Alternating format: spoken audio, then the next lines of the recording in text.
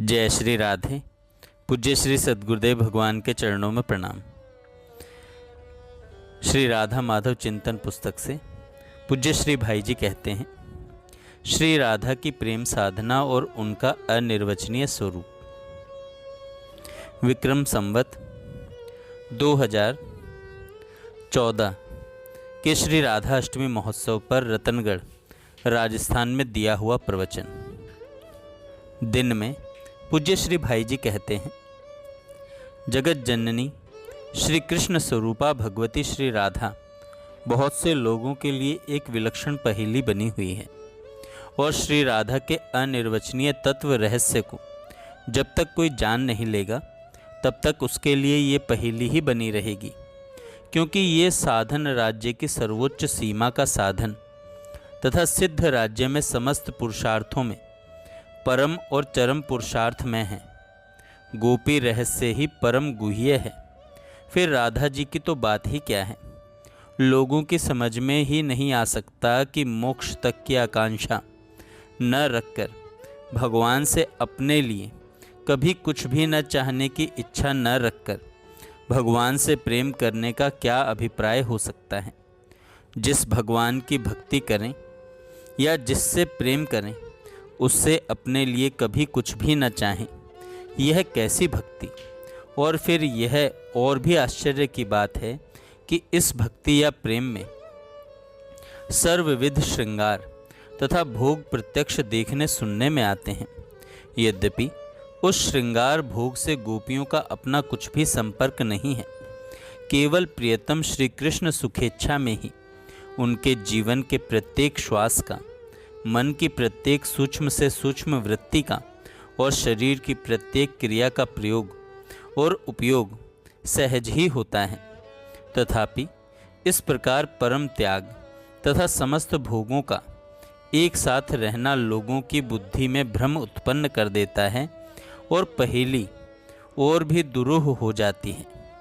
इसी से जहाँ नित्य ब्रह्मानंद स्वरूप में परिनिष्ठित परंतु इस महान रस रहस्य के मर्मज्ञ श्री शुकदेव मरणासन परीक्षित को रास लीला सुनाते हुए हर्षोत्फुल्ल तथा मुग्ध होकर पवित्रतम गुह्य रहस्य खोलने लगते हैं, जहाँ प्रेम भक्ति के मूर्तिमान स्वरूप श्री चैतन्य महाप्रभु श्री गोपीजन तथा श्री राधा के भावों का स्मरण श्रवण तथा गान करके बाह्य ज्ञान शून्य होकर आनंद राज्य में पहुंच जाते हैं। और जहां श्री विद्यापति सरीखे भावुक कवि बड़ी ही पवित्र भावना से मधुरतम भावों का गान करते हैं, वहीं अनेकों प्रसिद्ध विद्वानों तथा प्रख्यात कवियों ने उन्हीं दिव्य प्रेम रसमय श्री राधा कृष्ण का वर्णन साधारण नायक नायिका के रूप में किया है और उसी भाव से उनके हाव भाव, आकृति, प्रकृति, प्रचेष्टा, प्रयत्न, व्यवहार, व्यापार का चित्रण भी किया है। वस्तुतः इससे भी बहुत अनर्थ हुआ और श्री राधा कृष्ण के परम अलौकिक दिव्य अति दिव्य रूप को भूलकर लोग अत्यंत मलिन तथा दोषपूर्ण भावों से तथा अपवित्र दोष दृष्टि से उन्हें देखने लगे। रीतिकालीन परंपरा से प्रभावित प्रायः सभी कवियों ने यही किया और इसी से सच्चे प्रेमी भक्त सूरदास, नंददास, चंडीदास आदि तथा जयदेव और विद्यापति आदि, जिन्होंने श्री राधा कृष्ण को परम परात्पर ब्रह्म मानकर ही उज्ज्वल रस की पवित्र मधुर पीयूष धारा बहाई थी, उन सभी के काव्य तथा लीला चित्रण का भी गंदे काम के पोषण में ही प्रयोग होने लगा। श्री राधा कृष्ण के पवित्र दिव्य प्रेम की जगह श्री राधा कृष्ण के नाम पर मलिन वासना की पूर्ति की जाने लगी। इससे राधा रहस्य की पहेली की गांठ और भी गहरी हो गई। काम अंधतम है, काम की दृष्टि सदैव रहती है। अंध अधः इंद्रियों को तृप्त करने की ओर उससे काम कलुषित हृदय मनुष्य अपने द्वारा ही अपना सर्वनाश कर डालता है। परंतु त्याग में दिव्य प्रेम की दृष्टि होती है ऊर्ध्वतम भगवान के आनंद स्वरूप की ओर। काम अधःपात कराता है और भगवत प्रेम दिव्य भगवदानंद का आस्वादन। अतएव अधोगति कारक इंद्रिय तृप्तिकर काम का तो परित्याग करना ही चाहिए। भोग सुख कामना की प्रत्येक तरंग का निवारण भी बड़ी दृढ़ता तथा सावधानी के साथ करना चाहिए और अपने प्रत्येक साधन का परहित तथा पर सुख के प्रति समर्पण कर देना चाहिए।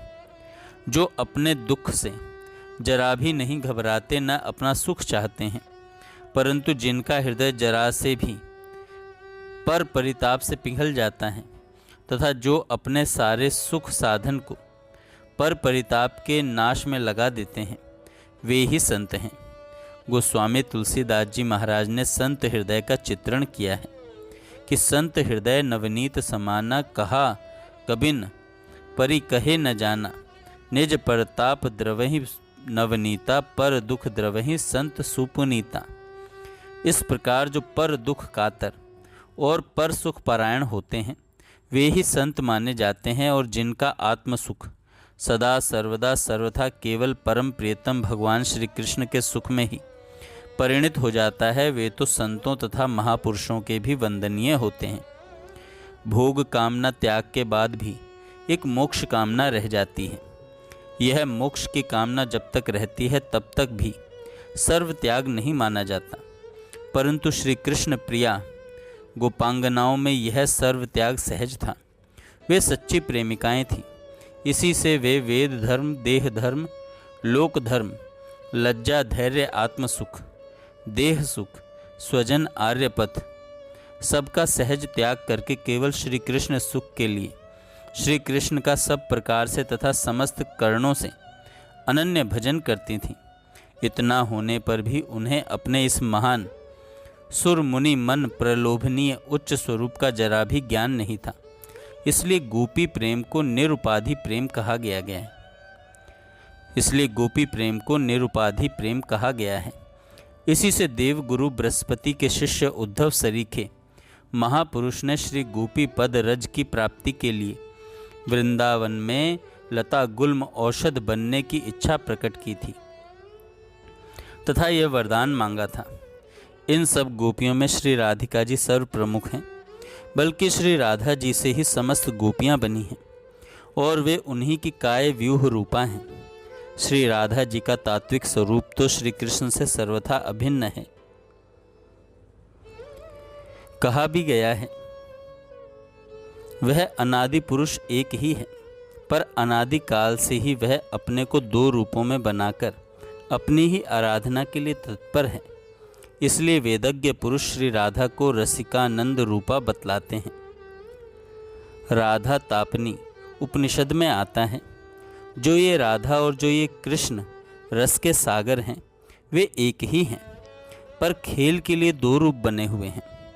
ब्रह्मांड पुराण में भगवान श्री कृष्ण ने कहा है, राधा की आत्मा सदा मैं श्री कृष्ण हूँ और मेरी आत्मा निश्चय ही राधा है।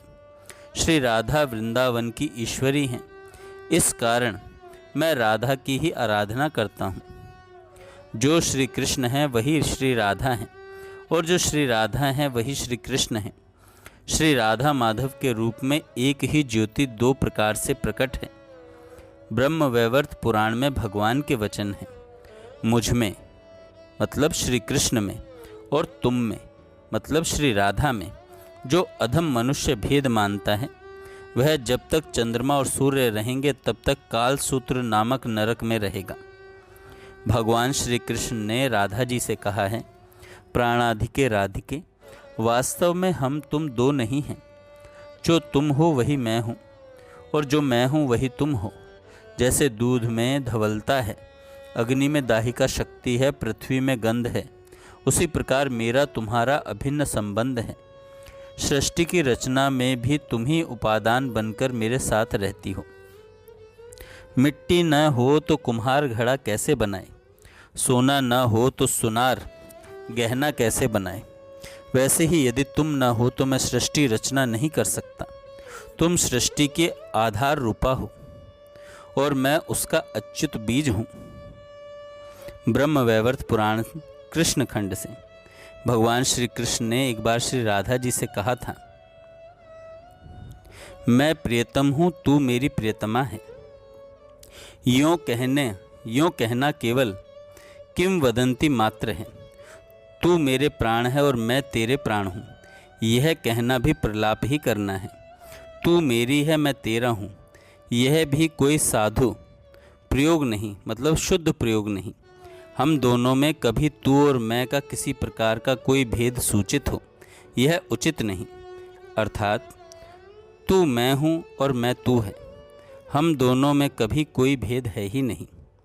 यों ब्रज ठकुरानी श्री राधा महारानी श्री कृष्ण से सर्वथा अभिन्न स्वरूपा सच्चिदानंद घन स्वरूपिणी श्री कृष्ण आत्मस्वरूपिणी श्री कृष्ण अनुगामिनी परम तत्व अभिरामिणी स्वेच्छा विलासिनी दिव्य आह्लादिनी परम पराशक्ति स्वरूपिणी दिव्य लीलामयी अखिल विश्व मोहिनी नित्य रासेश्वरी नित्य निकुंजेश्वरी और श्री कृष्ण प्राणेश्वरी, ये श्री राधा भगवती श्री कृष्ण की भांति ही नित्य सच्चिदानंद घन स्वरूपा हैं।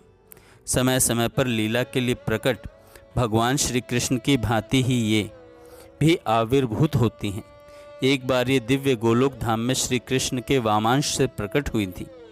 उन्होंने ही फिर ब्रज भूमि के अंतर्गत बरसाने वृषभानुपुर में महान भाग्यशाली अखिल पुण्यपुंज श्री वृषभानु महाराज के घर परम पुण्यमयी श्री कीर्तिदा रानी जी की कोख से प्रकट होने की लीला की थी। आज यह उसी का महोत्सव है। हम लोगों का परम सौभाग्य है कि इस जीवन में इस सुअवसर पर हम सबको एकत्र होकर श्री राधा भगवती के पुण्य स्मरण का महान अवसर मिला है। अब श्री श्री कृष्ण प्रेम या श्री कृष्ण की सहज प्राप्ति कराने वाली उस प्रेम साधना को देखना है जो श्री राधा के स्वरूपगत और स्वभावगत हैं, स्वरूपगत और स्वभावगत हैं। जय श्री राधे। आगे हम कल सुनेंगे।